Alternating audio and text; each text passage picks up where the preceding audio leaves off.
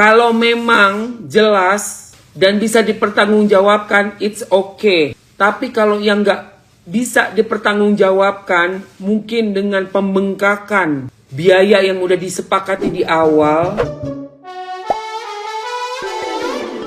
Sengketa pembiayaan rumah antara Ruben Onsu dan Sarwenda semakin memanas setelah Emma Waroka memberikan kritik pedas. Emma secara menohok menyoroti narasi hukum kubu Sarwenda terkait penggunaan jasa orang tua sebagai kontraktor pembangunan.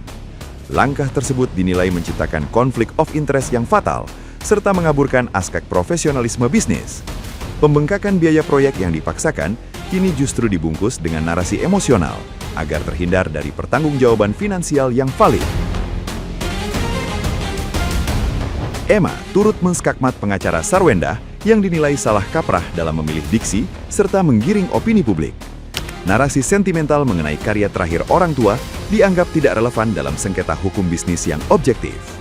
Tak hanya itu, Emma mengecam keras taktik kubu Sarwenda yang sengaja menyeret perasaan anak-anak demi memancing simpati. Tindakan tersebut dianggap sangat tidak bijak untuk dilakukan oleh pihak dewasa dalam persidangan. Ini pengacaranya kan bilang nih guys, kata pengacaranya, emangnya nggak boleh katanya gitu. Boleh-boleh aja kalau gue bilang nih. Yang ini nih.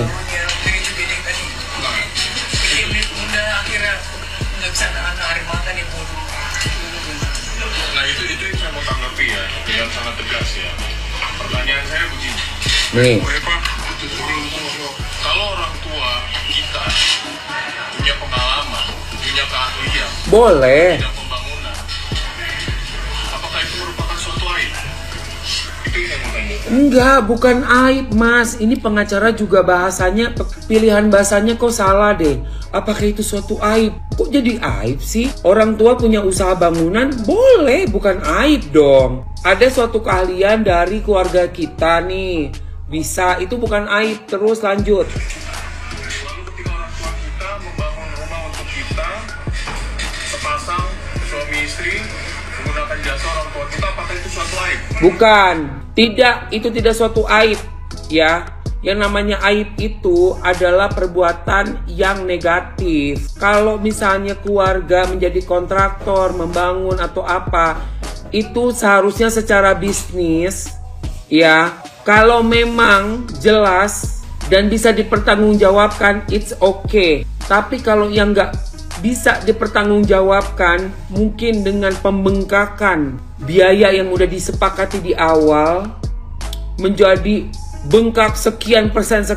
Nah mungkin itu yang akhirnya dipertanyakan itu. Jadi bukan kamu salah. Ya maaf ya pengacara, yang namanya bahasa kata aib itu tidak bisa dipakai di dalam bisnis, berbisnis. Berarti bukan aib. Takutnya apa? Conflict of interest. Oke? Kalau pakai keluarga sendiri, takutnya ada conflict of interest. Kontraktor kan harusnya profesional. Tapi kalau lu mau marahin bapak lu, emang lu bisa? Gue mau tanya nih, menantu bapaknya yang ngebangunin rumah, kalau nggak bayar nggak apa-apa karena anak mantu, nggak usah bayar lah. Le misalnya, ya udahlah Le, kamu kan suami dari anakku, ya wis lah kamu tak kasih diskon naik. Nah itu enak itu kalau kayak gitu Gak, tapi kok tiba suruh bayar juga, bayarnya juga bengkak-bengkak, udah gitu nggak jadi juga mau ngomel apa sama mertua, coba gue tanya. Di situ repotnya, conflict of interest. Yang satu pengen ngegas cepetan kek jadinya, lo kok mahal banget, nggak bisa itu karena mertua, betul nggak ya? Jadi ini pengacaranya nih suka. Saya rasa itu bukan aib ya. Justru andil Yang bilang aib itu lo siapa? Yang ngomong aib itu lo siapa sih? pasang suami istri menggunakan jasa orang tua kita, apakah itu suatu aib? Saya rasa itu bukan aib ya. Justru andil daripada almarhum sangat besar gitu loh bagi klien kami dan mantan suaminya. Itu karya terakhir dari almarhum ayah klien kami. Jadi jangan membawa narasi Kan karya terakhir kan, itu kan susahnya kalau pakai keluarga itu. Kalau pakai kontraktor kan udah nggak ada karya kontraktor. Misalnya tak pakai Pak Bambang gitu ya, Pak Bambang bangunin rumah saya, mana ada karyanya Pak Bambang itu. Coba pakai orang tua kan, jadinya emosional kan, itu karya terakhir begini, aduh. Ini cuman masalah bangunan. Profesional bro, kerjaannya apa? Diselesaikan tepat waktu sesuai nggak harganya. Jadinya bagus nggak? Nggak bisa marah kalau sama keluarga. Ujung-ujungnya jadi karya coba. Membawa ke arah pertarungan narasi lah. Mari kita bisa lebih bijak, hormati proses persidangan ini, fokus kepada hak asuh anak, jangan ke hal-hal yang lain menjadi dibawa-bawa seperti itu. Ya bukan dibawa-bawa, bos. Tadi lu udah gua puterin tuh VT dari fansnya nih, klien kamu ya. VT-nya tadi bulan apa? Bulan 5. Bilangnya apa? Nggak ada bayar itu si mantan suami. Katanya bapaknya yang bayar. Ayo, gua kasih lihat tuh tadi bukti, kalian udah rekam ya guys. Ngawur aja. Dan gini kawan-kawan, ya perlu dipahami juga, mungkin ini buat masukan juga kepada kuasa hukum RO, bahwa semakin ibunya anak-anak ini terus dipojokkan, disakiti, kita sebagai seorang anak pasti akan membela mati-matian lah ibu kita. Nah ini nih. Hati-hati juga kalau nanti terus-terusan ya di framing, dibalikan, diputerbalikan sesuatu yang nggak benar, yang membuat klien kami terus menangis, dan anak-anak yang melihat, anak-anak juga makin tidak sayang nanti dengan orang yang Anak-anaknya makin tidak sayang nggak usah pakai bawa anak-anak lu ya. Dikit-dikit anak-anak keluarin dari ring. Dikit-dikit anak-anak keluarin dari ring. Apa-apa anak-anak nggak boleh kayak begitu, orang dewasa ya. Duh. Saya tidak bilang siapa ya, tapi anak-anak ini pasti akan membela ibunya, dan kalau tahu yang memojokkan adalah A, ya pasti anak-anak juga tidak akan pernah bisa sayang dengan A. Jadi tolong sudah hilang ya. Framing, penggiringan opini yang menurut saya tidak pas ya, yang dilakukan oleh pihak-pihak manapun juga. Nah, gimana nih menurut netizen yang terhormat? Silahkan berkomentar ya. Ini aku lagi lihat video di mana pengacara dari Mbak SW memberitahu tentang bahwa orang tua yang memiliki namanya keahlian di bidang pembangunan itu bukan aib. Itu adalah ini dan itu. Nah ini nanti kalau ibunya anak-anak ini ditekan terus kemudian nangis, ini takutnya anak-anak ini nanti akan membenci bla bla bla bla. Hey Bapak pengacara, di sini yang kita ketahui ini adalah para netizen yang mengira-ngira tentang itu, tidak ada urusannya dengan Ruben Onsu. Pada faktanya Ruben Onsu ini ternyata rumah itu adalah kepemilikannya tetap Ruben Onsu, dan kemudian memang bapak mertuanya ini sebagai ahli bangunannya, begitu kan ya, yang membangunkan kan begitu, berarti kan dibayar kan begitu, dibayar jasanya. Jadi kalau penyampaian dari bapak pengacara yang mengatakan orang tua memiliki yang namanya kemampuan dalam skill pembangunan itu bukan aib, itu kok gak nyambung. Iya kagak nyambung. Dalam hal ini rumah ini kepemilikannya adalah Ruben Onsu. Setelah mereka ini berpisah, berarti rumah ini gono gini, 50-50, 50%. Ketika rumah ini mau dipiliki oleh satu orang, maka dia harus memberikan 50% itu. Jadi harus membayar. Kan begitu. Tetapi yang menjadi permasalahan di sini adalah ketika rumah itu adalah rumah gono gini yang diberikan Ruben Onsu untuk tinggal kedua anak-anaknya dan mantan istri, ucruk-ucruk ada bebek yang selalu dengan keleluasaan dan kebebasan keluar masuk ini rumah.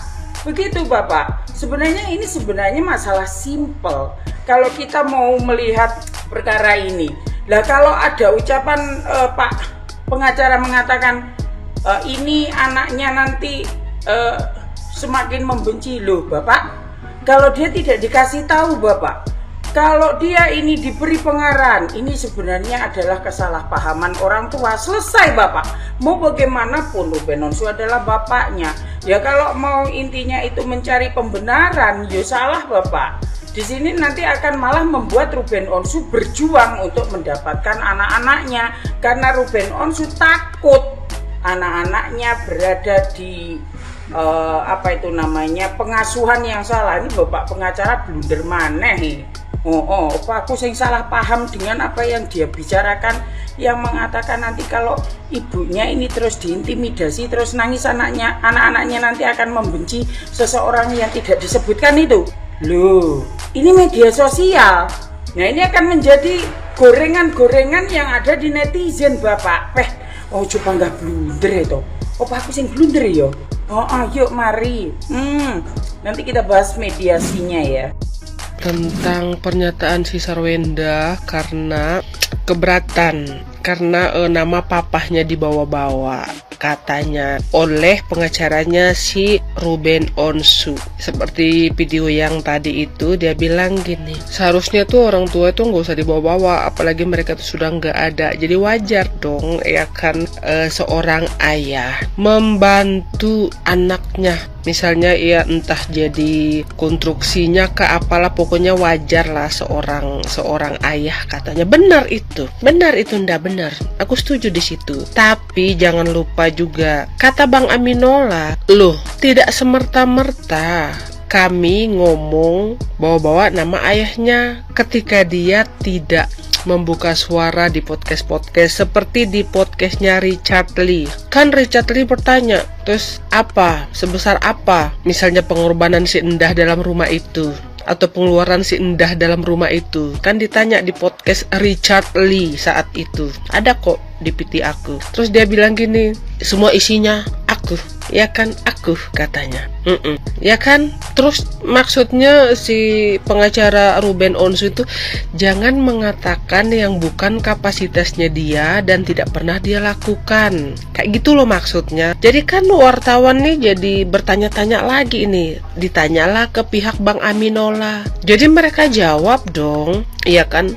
Dan di podcastnya dia juga, di live-nya dia sama si Gio juga kan, rumah itu tuh aku sama papi aku loh. Gitu loh. Kan ada tuh. Kalian ingat kan itu? Aku sama papi aku loh. Papi aku loh yang punya rumah. Kan pernah ada omongan gitu. Aku juga pernah ngeliat video itu. Jadi itu yang dimaksud oleh pengacaranya si Onsu. Jangan berkata berlebihan yang memang dia tidak pernah ngelakuin itu, ya kan? Kalau seandainya ada endorse akulah sebagian kecil, ayahnya anak-anak yang paling banyak, ya kan, dari build-nya itu ayahnya anak-anak yang yang bayarin. Terus semua endorse-nya dia juga banyak tuh masuk di rumah ini, furniture-nya itu. Terus juga ada kompor yang 1 miliar itu, ayahnya anak gitu loh maksudnya Bang Aminola. Bukan Bang Aminola yang duluan. Itu semua cuplikan video-video itu diambil di live-nya dia yang tidak bisa menahan mulutnya. Maka di sini ya kan